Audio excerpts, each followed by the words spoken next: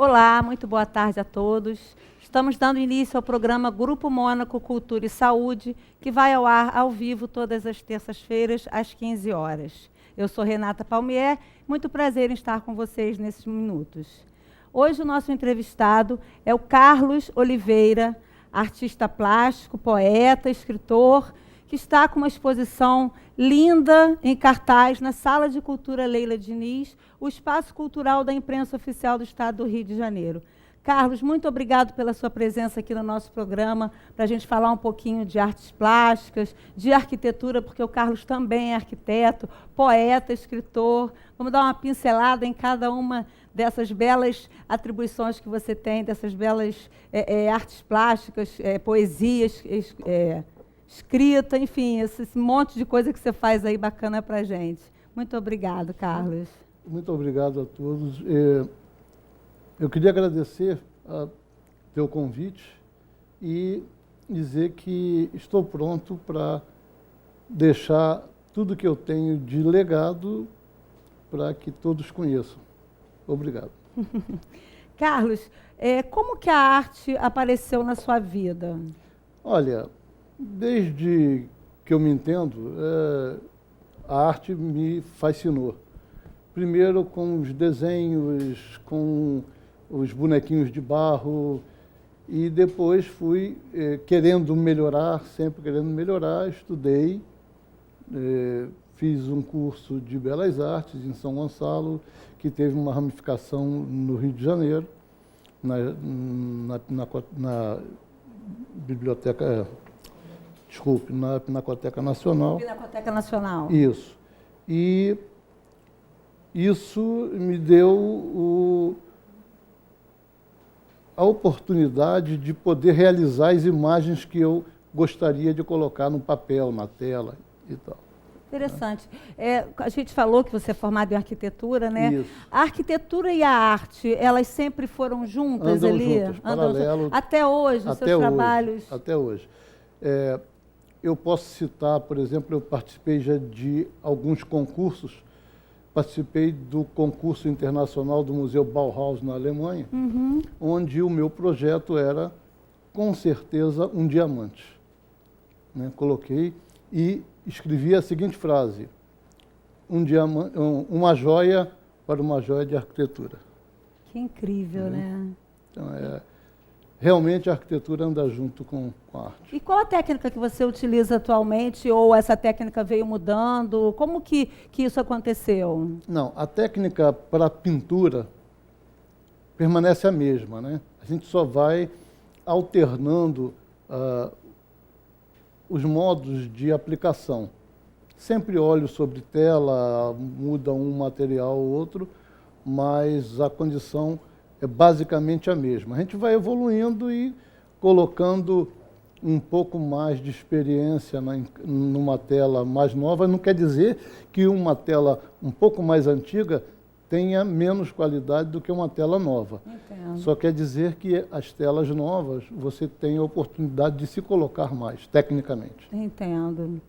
E você primeiro faz um desenho, você comentou com a gente que primeiro você faz um desenho e depois você aprimora aquele desenho com cor. Né? O que acontece no surrealismo, por exemplo, que é a área que eu assumi, é que a gente imagina as imagens, faz um filminho na cabeça de como é que as coisas vão acontecer e rapidamente a gente tenta registrar isso em papel. Então desenho, faço desenhos, faço composições, depois eu pego aquilo, vou aprimorar e transporto para a tela. Né? Lá na Sala de Cultura tem alguns estudos que é aquilo mesmo. A gente tem uma ideia de fazer uma imagem, a gente coloca no papel para ver se dá certo, se é exatamente aquilo que a gente deseja, e depois a gente transcreve aquilo para a tela. Você falou que o seu trabalho é um trabalho surrealista, né? Até bom a gente falar isso, depois nós vamos ver umas imagens da sua exposição na Sala Leila Diniz. Explica para a gente o que é o surrealismo. O surrealismo, ele é a condição que o artista transcreve para a tela daquilo que é imaginário, daquilo que o seu interior realiza. Porque as imagens comuns do dia a dia, as imagens naturais, não transcrevem, na realidade, aquilo que você sonha, aquilo que você deseja como imagem para transmitir uma ideia.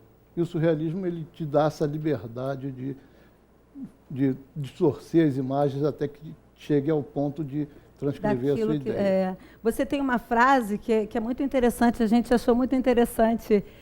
Uma coisa é você pintar o olho, né, de uma pessoa. Outra coisa é você pintar o olhar. O que aquele olho, o que aquilo está representando para você, né?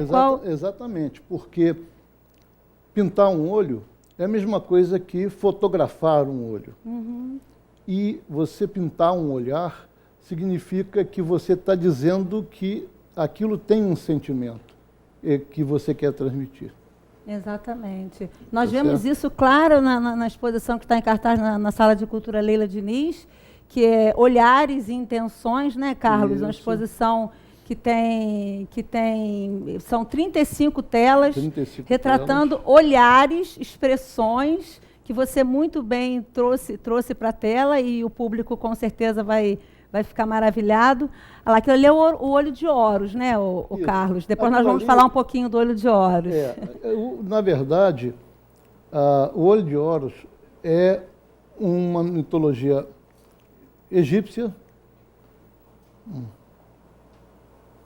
Você começou com ele, mas olha, cada um transmite uma mensagem, né? Isso é surrealismo, né, Carlos? Olha. É verdade.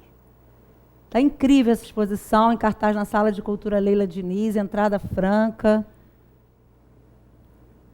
Espaço cultural. São 35 telas, mais os desenhos e os esboços, não é isso, Carlos? Isso, mais os 7 estudos, né? 7 estudos. Tem os estudos, tem as telas prontas.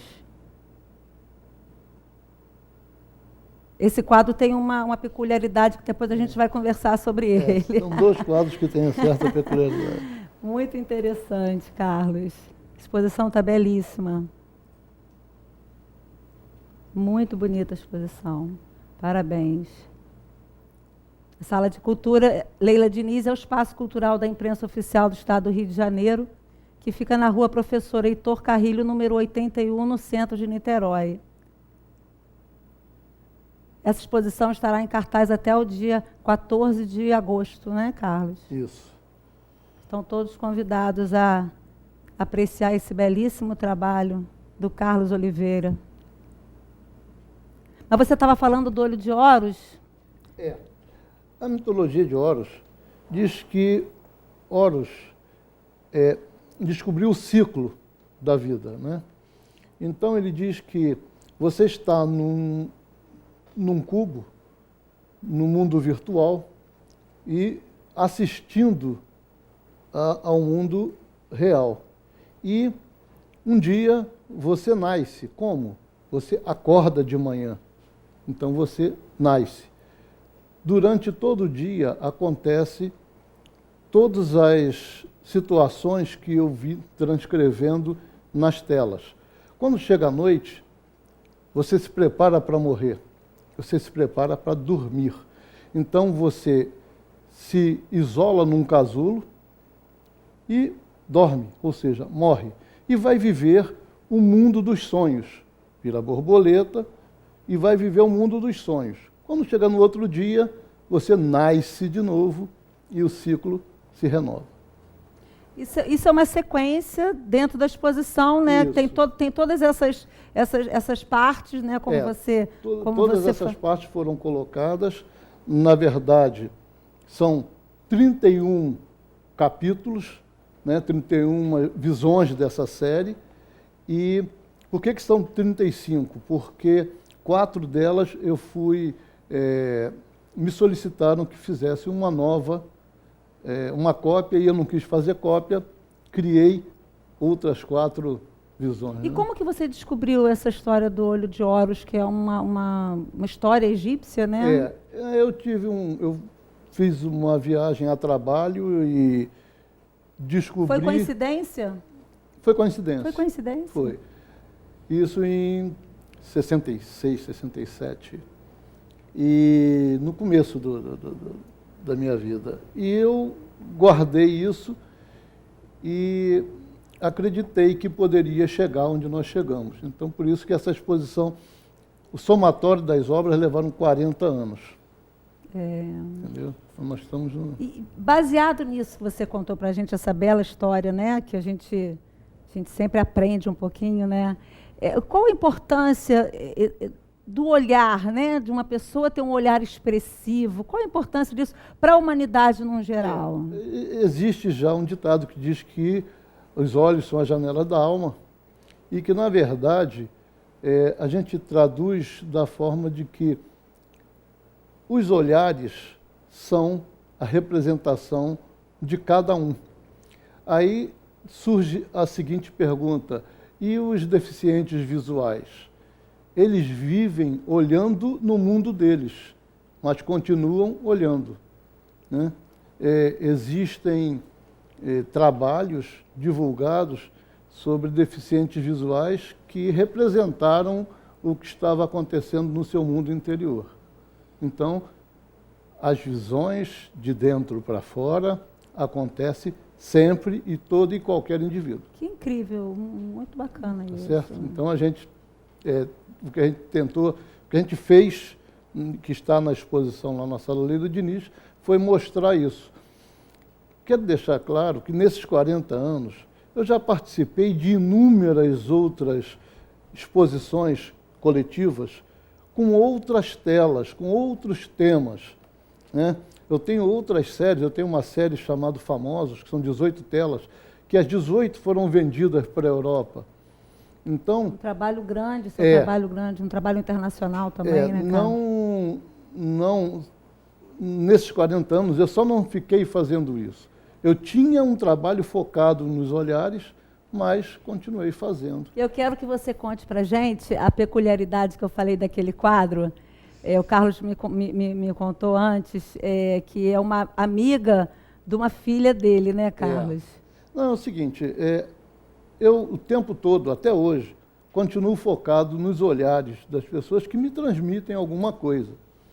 E há um tempo, a minha filha fazia vestibular na época, hoje faz 4º ano de medicina, ela foi estudar uma amiga dela, e a amiga dela, quando chegou, me foi apresentada, era a imagem daquilo que eu queria colocar na tela. Não era uma imagem triste, não era uma imagem caótica, mas era uma imagem que hoje chama-se de emo.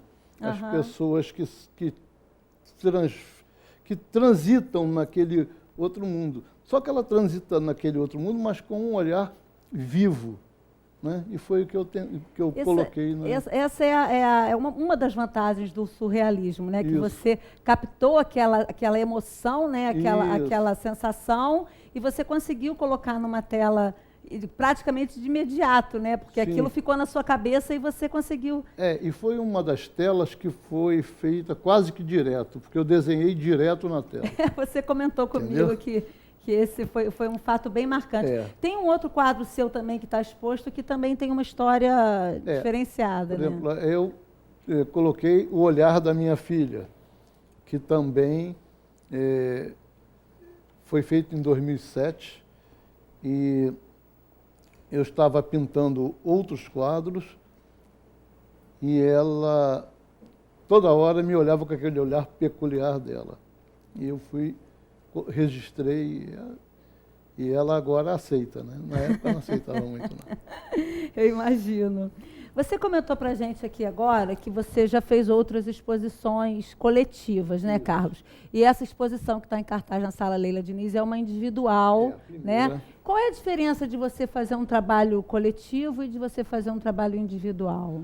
O trabalho coletivo, as suas telas são vistas em comparação com as outras telas. Existe uma comparação com outro artista. E com outros artistas, com outras telas, e com temas variados. Então, os observadores olham a sua tela e não tem referência direta daquele trabalho. Entendi. E eu já participei de inúmeras delas, no Rio, em São Gonçalo, e não que isso me traz uma noção ruim. Eu sempre vendo as minhas telas. Eu nunca tive problemas em nenhuma exposição coletiva. Só que eu queria estar preparado para uma individual. Eu não queria que a individual fosse só a reunião de uns trabalhos. Eu queria Tem uma história, né, Carlos? Eu queria que tivesse um peso, né? E fiquei muito feliz na vernissagem quando eu descobri que as pessoas entenderam a minha posição. E foi muito bonito, eu estive lá e foi muito bonito. A exposição está muito, muito bonita mesmo. Como você falou, existe uma sequência, né? Isso. Desde aquele quadro de Horus até a borboleta, o casulo. Enfim, essa série, como você falou, vem sendo trabalhada há 40 anos, né, Carlos? Isso. E de 40 anos, o que você ia perguntar, o que você aprendeu, não vou perguntar, né? Não, o que aconteceu, na verdade, é que... Porque 40 anos é muito tempo, né? Mas a ideia que eu tinha dos olhares, né, que eu até tenho um livro para editar, com todos os textos de cada uma dos olhares, é que a minha técnica melhorou um pouco, eu gostaria que melhorasse mais, mas é o que eu tenho que praticar mais, e que a sequência, a série, como eu falo, está fiel ao que eu queria fazer. Que bom, então, né, esse resultado do trabalho. Eu queria saber o que as pessoas iam achar, porque é um trabalho diferente, é diferenciado porque o surrealismo no Brasil tem uma colocação menor, porque, na verdade, o surrealismo ele é europeu mais belga, espanhol, e eu trabalhei e continuo trabalhando no surrealismo.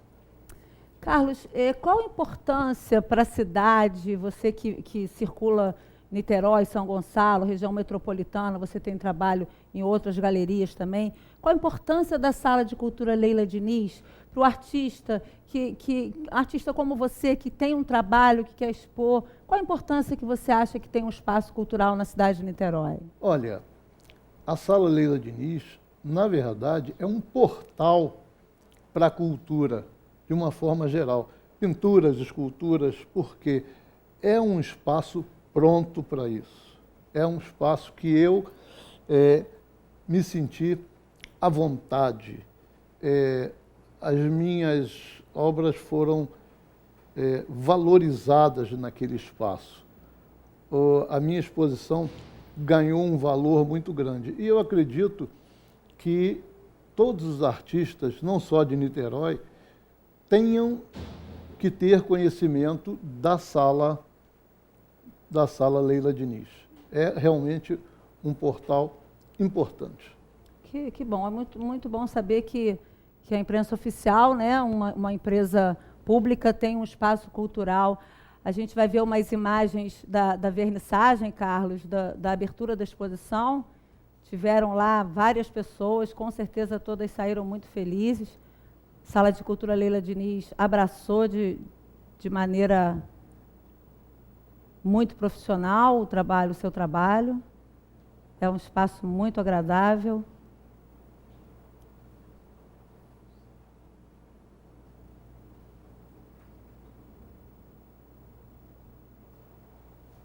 A sequência dos quadros, né, Carlos? Eu já olho isso com saudosismo. Teve uma particularidade nessa vernissagem, né, Carlos, que foi, coincidentemente, foi seu aniversário, cantamos parabéns para você, né? Foi um momento muito agradável, né, muito, Carlos? com certeza, fiquei muito feliz. Foi um momento muito agradável lá, a abertura da exposição. Barcelos. Tiveram pessoas importantes para você lá na vernissagem, né, Carlos? Muito importante, muito importante. Uma professora, enfim... Uma professora, um professor de arquitetura que também é pintor e tem expõe em galerias internacionais, né? Para você ter uma ideia, ele me solicitou aqueles 2 quadros para botar na exposição dele. Você já tem quadro vendido lá, né? Tem, bastante, graças a Deus. Importante isso também para o artista, né? Ele lá é o Sandro Henrique Silveira, que vai expor agora na Noruega, né? Agora sim, o trabalho dele outubro, está indo para fora do Brasil. Isso. Muito bom a gente ver um espaço cultural sendo frequentado, né, com bastante gente. Essa senhora de rosa ali é a mãe do secretário de Cultura do Estado de Santa Catarina. Olha que incrível. E ela veio representar o filho dela, que é meu amigo, que vem agora, no início de agosto, nos fazer uma visita. Que ótimo, Carlos. Você também tem 4 livros, né? Estou aqui com a série. Lançou o primeiro, Chamas, né? E que foi lançado por uma editora que não existe mais e que teve uma edição muito pequena. E eu estou remodelando o Chamas para lançar, minha esposa chegou, para lançar no início do ano que vem. Uhum. E hoje eu já comentei com a editora Biblioteca 24 Horas e nós vamos lançar os outros 2 livros de tempo ainda esse ano. E depois você tem uma série de 3. Isso, que é esse que eu estou falando. Você tem esse que é o Quarto de Tempo. O primeiro é Quarto de Tempo. O segundo é Outros Tempos e o terceiro Em Tempo. Na verdade, é uma coletânea de 500 poesias divididas em 3 livros. São todos de poesia? Todos de poesia. E tem um que está sendo reeditado, é isso? Isso, reeditado para o ano que vem, né? Então, vamos fazer o lançamento e você já está convidado para vir aqui para a gente divulgar esse trabalho belíssimo do Carlos Oliveira, né? Certo. Esse trabalho muito bonito, convidando a todos para estarem na Sala de Cultura Leila Diniz, né, Carlos? Até o dia 14 de agosto. A Sala de Cultura Leila Diniz está aberta de segunda a sexta-feira, das 10 às 17 horas, entrada franca. Todos os eventos na Sala Leila Diniz são de entrada franca. E quem puder comparecer vai ter a honra de conhecer os quadros do Carlos, Olhares e Intenções. Carlos, muito obrigado pela sua presença aqui no nosso programa. Agradeço mais uma vez. Parabéns pelo seu trabalho. Espero que você siga o mundo com esses olhares, essas intenções, que a exposição está belíssima. Muito obrigado. Agradecer pessoalmente a você pela oportunidade de fazer essa primeira individual. Estou muito feliz. As coisas aconteceram e estão acontecendo de uma forma muito boa. Está me deixando numa posição de realmente continuar, porque eu achei que o caminho foi certo. Tá bom? Tá. Muito obrigado a todos. Os parabéns mais uma vez. Estamos à disposição para a gente divulgar o seu belíssimo trabalho e quando você quiser é só procurar a gente. Espero em breve ter a segunda exposição. Muito obrigada a todos, muito obrigado, Carlos. Estamos dando término ao nosso programa Grupo Mônaco Cultura e Saúde. Até lá. 10 entre 10 brasileiros preferem feijão. Diariamente são servidos em torno de 7.000 refeições no bandejão da UF. Mas você sabe como são preparadas as refeições? Como é escolhido o cardápio? Não? Então assista mais um Boletim UniTV e descubra!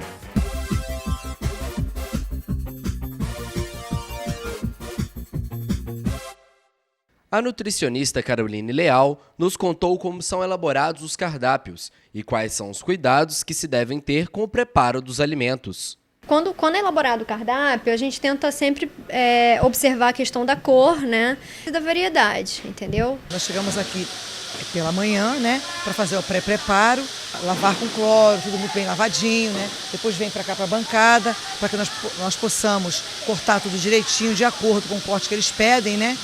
Para que eles possam, a partir daqui, que é o pré-preparo, ir para lá para eles poderem para poder processar realmente o alimento. Cada panela dessa aí suporta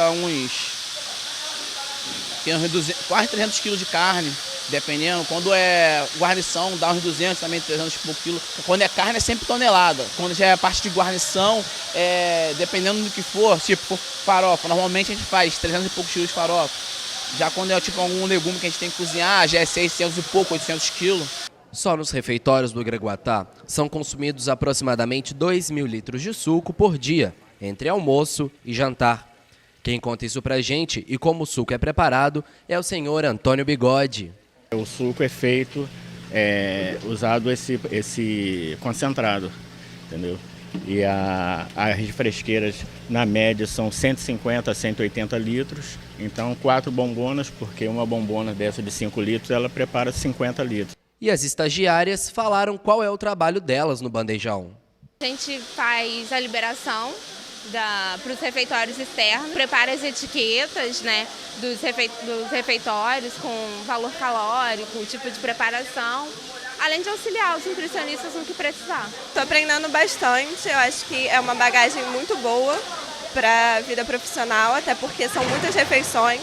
Geralmente os lugares trabalham com 300, 100 refeições, a gente trabalha com 5.000 refeições, 7.000 refeições. Então é uma experiência muito maior. Dentro das regras de segurança de alimentos, a gente tem que priorizar que essa comida tenha que ir num limite de temperatura, tá? Porque se você não está dentro desses limites de temperatura, dá abertura para que haja desenvolvimento de micro-organismo. Então, o controle de temperatura é um dos principais pontos que a gente tem que priorizar, entendeu?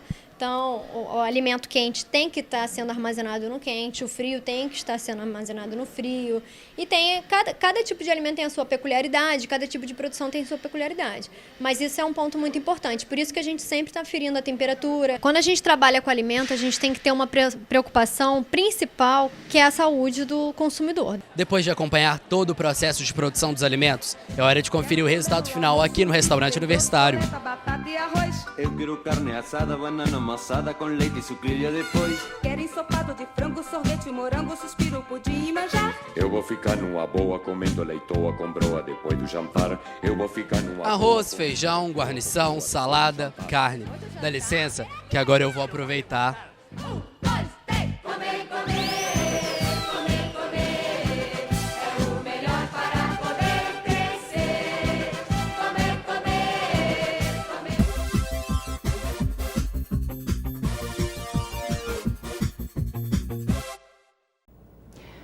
Boa tarde aos telespectadores do programa Grupo Mônaco de Cultura, Cultura e Saúde. E hoje, no bloco Bem-Estar, excepcionalmente, eu, Cristina, vou apresentar esse bloco para vocês, porque a Beth amanheceu um pouco febril.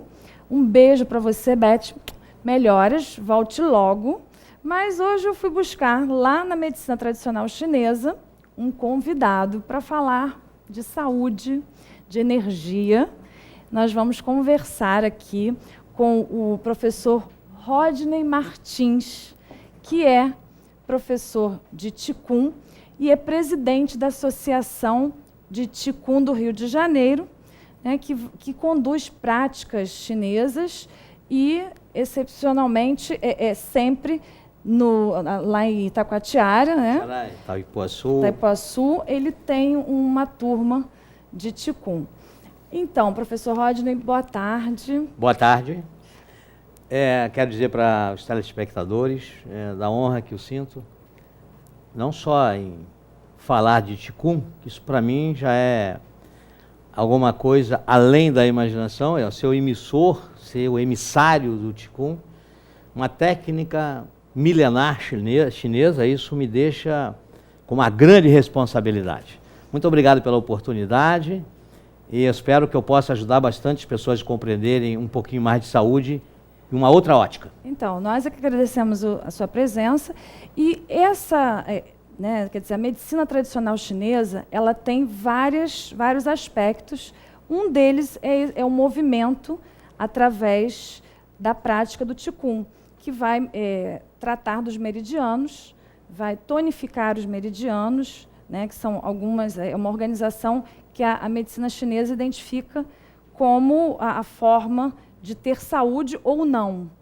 Né? Então, explica, por favor, primeiramente o que é o Qigong, a palavra. É importante, antes de falar a palavra, rapidinho, entendendo que é uma pedra fundamental da medicina chinesa, já vinculado no jornal o Globo, Caderno Sociedade, de 18/8/2014, a respeito do Qigong como um caminho para a ansiedade, um caminho para a insônia, um caminho para várias patologias que afetam hoje a sociedade moderna. Pois bem, Qi, Kung são duas palavras. Qi quer dizer energia vital e o Kung quer dizer trabalho, ou seja, o trabalho da energia vital.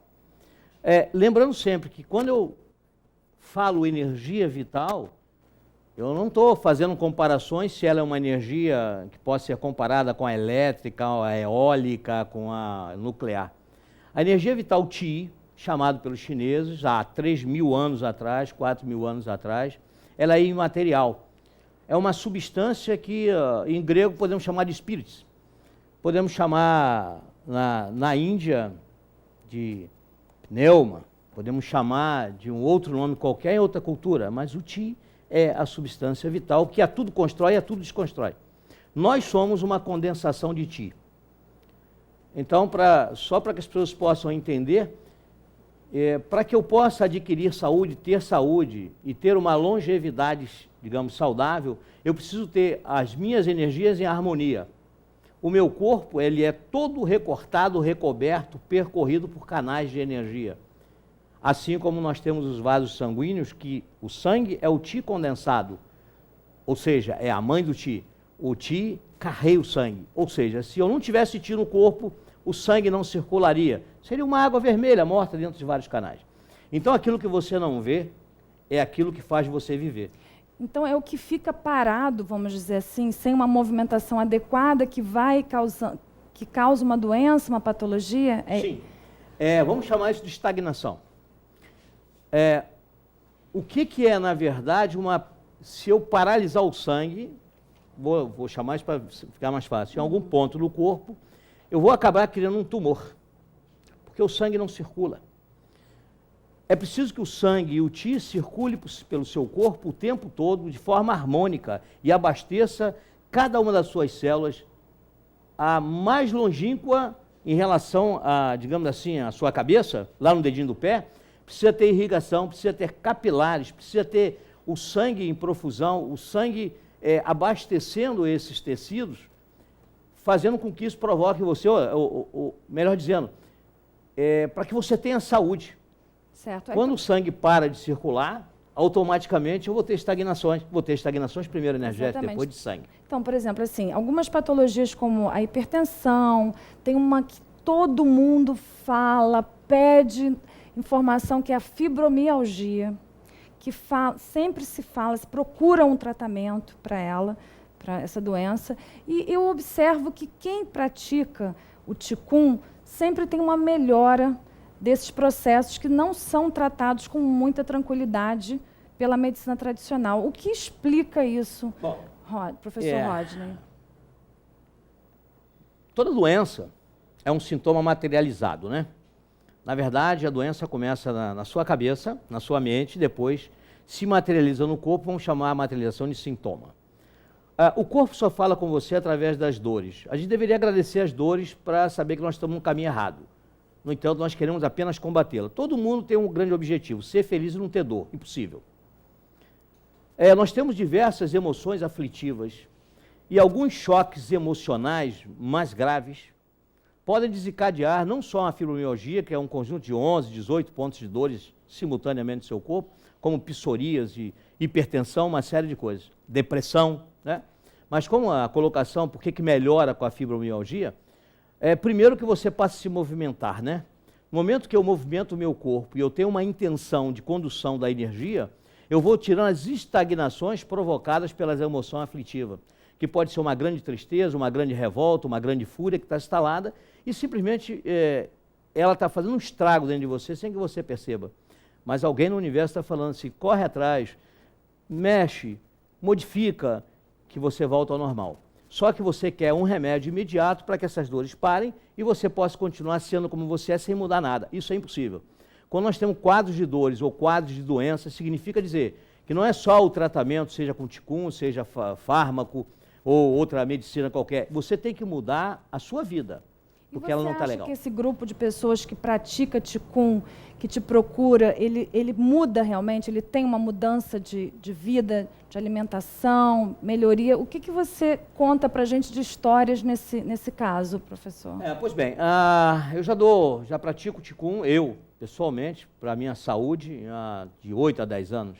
Ensino há 4 ou 5 anos no Clube Pampo, já em outros lugares, em outros convites, mas um programa. Hoje, algo em torno de 30 pessoas fazem Qigong. Inclusive, vou deixar claro também que é importante, a mãe do nosso secretário de saúde faz Qigong no meu grupo, né, que é a Cristina Peixoto, e outras pessoas que poderiam estar aqui, abrilhantando aqui o nosso trabalho, dizendo o quanto eles melhoraram dos seus processos de desarmonia. Eu não vou chamar de patologia, Cristina, porque isso me remete à medicina ocidental. Na medicina oriental, as doenças são chamadas de desarmonia energética. Então, o tempo em que você... Primeiro, a persistência e a paciência é fundamental para que você cure doenças crônicas. Não acontece da noite para o dia, você pode ter certeza. Então, existe uma periodicidade. Existe, é de cada um. O quanto você é capaz de mudar o que você é hoje, para que você comece a ser a pessoa que você é e esqueceu que você é, na verdade. Você está uma pessoa diferente. Porque quem você é, na verdade, está escondido dentro de você.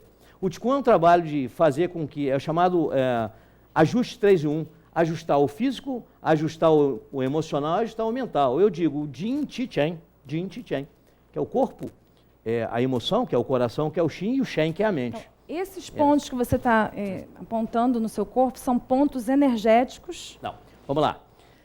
O Qi, que é o coração, está aqui, né? Aqui tem um ponto chamado VC17, vamos chamar assim, que é o alarme do pericárdio. Pericárdio é um ponto, ou pericárdio é um meridiano, que é como se fosse um bloqueador de emoções para evitar que teu coração tome todas as pancadas. Ele analisa para evitar que ele sofra muito, mas as emoções são tão fortes que ultrapassa esse ponto. Então esse é um ponto que nós temos que, no Qigong, é muito intencionado como ponto... Me permite levantar? Claro. Isso? Bueno, não? Não posso. Ok. Pode levantar? Sim.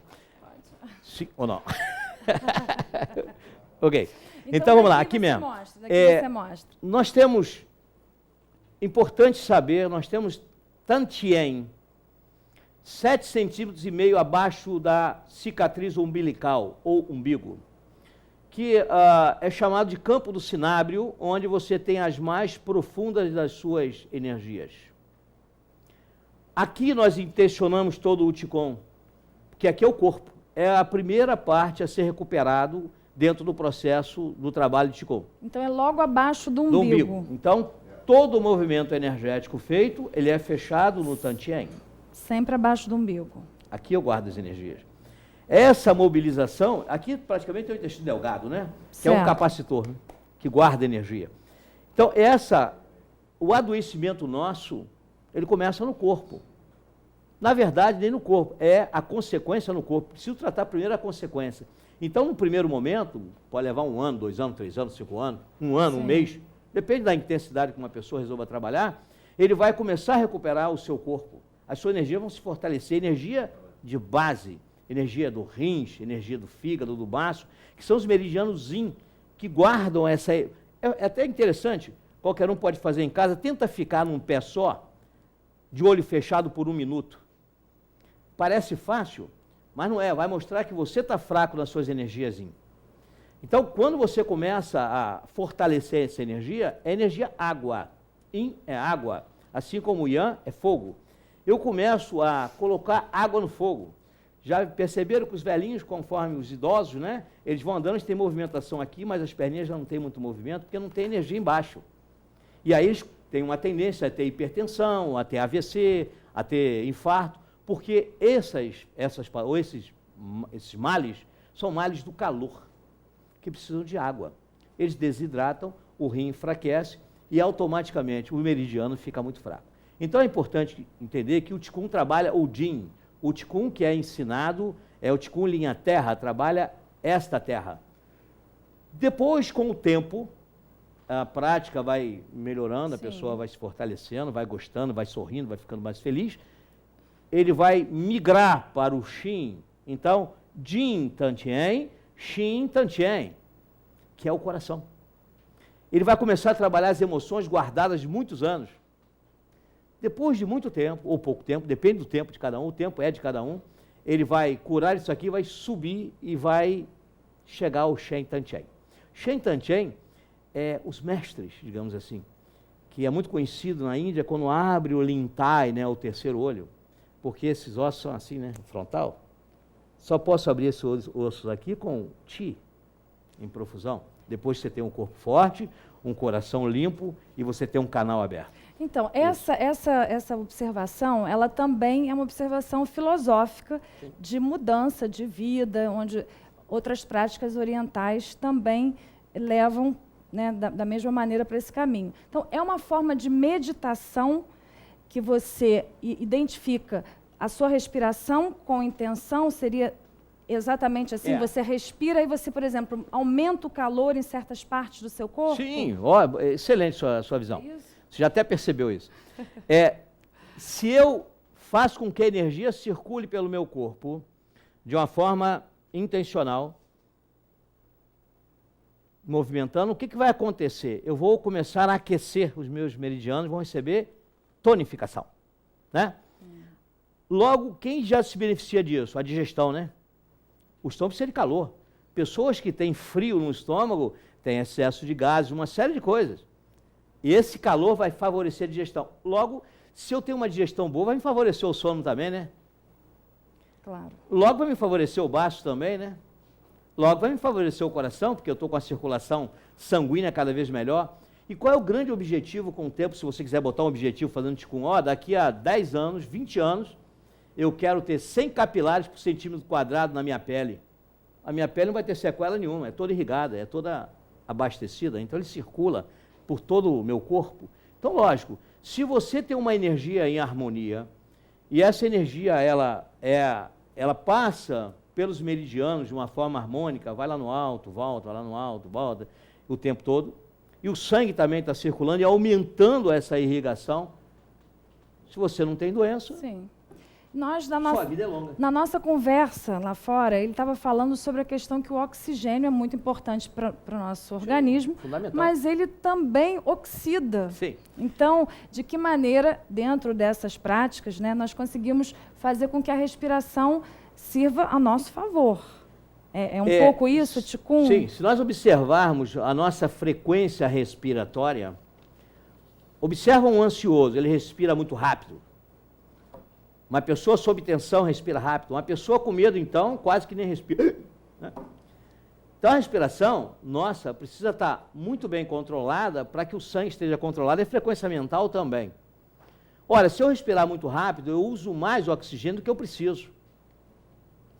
No entanto, se eu, ao começar a praticar Qigong, o grande objetivo é que você vá aumentando, vá diminuindo a sua frequência, porém, com mais eficiência nessa captação de oxigênio. Certo. Então, se eu estou no momento tenso e eu estou respirando tranquilo, eu vou encontrar as respostas, não vou fazer o meu sistema ficar agitado, portanto, meu coração está em paz. Então, eu vou aproveitar, já que você falou isso, me perdoe, me permite. Você me fez a pergunta sobre o mestre Li, Sim, que viveu 256 anos e da longevidade, foi veiculado nas redes sociais.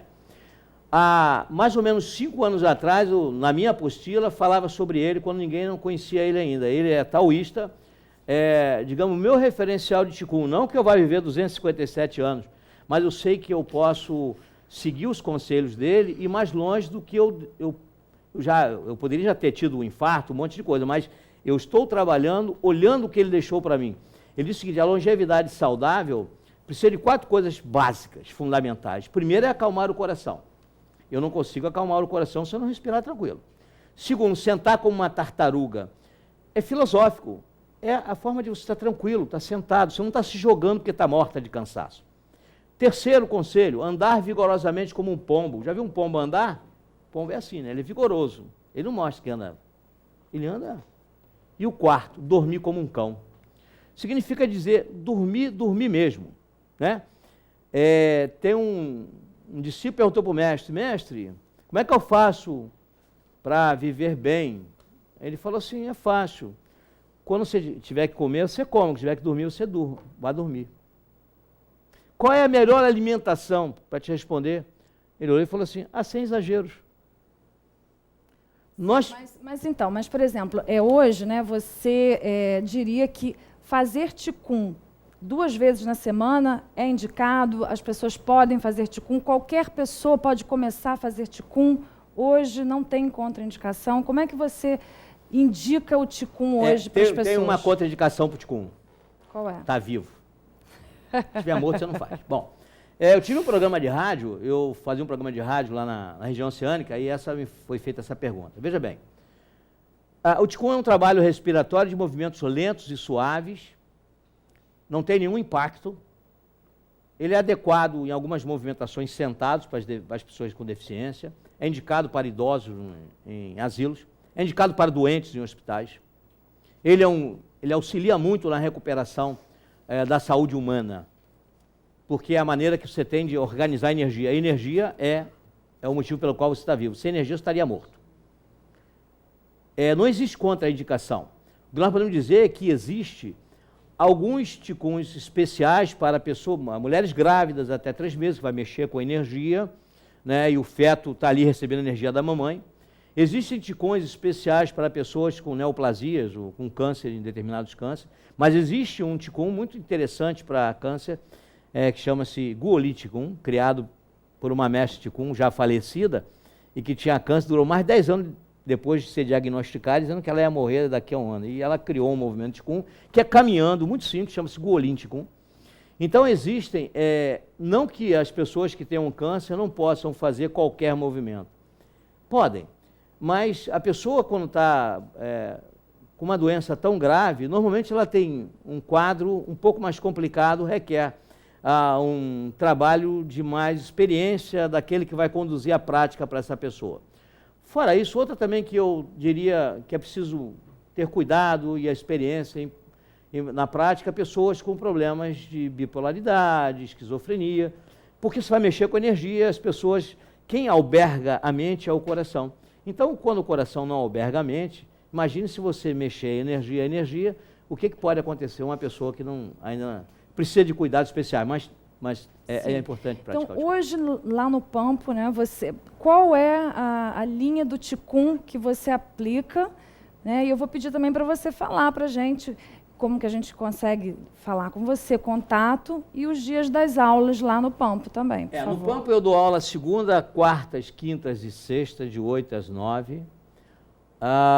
No Miríade, que é um espaço que fica próximo ali ao trevo onde tem o shopping, né? Às segundas-feiras, de 6h30 às 9, que é uma aula prática teórica, onde eu me aprofundo um pouco mais. E qual é a linha do ticum? Vamos lá. Ticum não tem linha. Ticum tem técnica. Né? Tem 5 tipos de ticuns: o budista, taoísta, confúcio, marcial e médico. Nós praticamos o ticum chamado ticum terapêutico, que não está vinculado a nenhuma mística. Isso, o fato que a China, em 2002, ela consegue tirar isso, criou uma associação para avançar pelo mundo com técnicas mais simplificadas, comprovadas cientificamente, que se compõem de 9 movimentos. Então eu trabalho com a linha do Ticum Saúde, que pertence à Associação Chinesa, e trabalho com outro movimento chamado Lian Kun, que é de um médico ortopedista, Zhuang Min, falecido ano passado, em janeiro, que é próprio para articulações do seu corpo, para dores articulares, e uma outra técnica chamada Tai Chi Ticum Shibashi, 18 passos, que esse aí ele é, digamos, um tratamento completo de saúde, que faz parte do meu protocolo de trabalho, que é esses 4 movimentos. Eu faço uma abertura, eu faço uma meditação, eu faço a movimentação e eu faço o fechamento, que é para vocês guardarem a energia que nós, cada um de vocês, ou cada um dos praticantes, puderam, naquele dia, movimentar e guardar no seu Tantien. Certo, professor. Então, nesse caso, basta que... Tem algum telefone que o senhor possa deixar? Eu tenho, claro. Um bom prazer. Olha só, meu telefone é 99-608-4139. Repete, por favor, 99-608-4139. Fixo 2619-1444. Certo. Nós aqui do Bem-Estar temos também um e-mail, nós recebemos o e-mail dos telespectadores para dúvidas e também, recebendo alguma dúvida, Facebook. nós podemos também encaminhar. Rodney Martins é pra o você. meu perfil, né, no Certo. Facebook.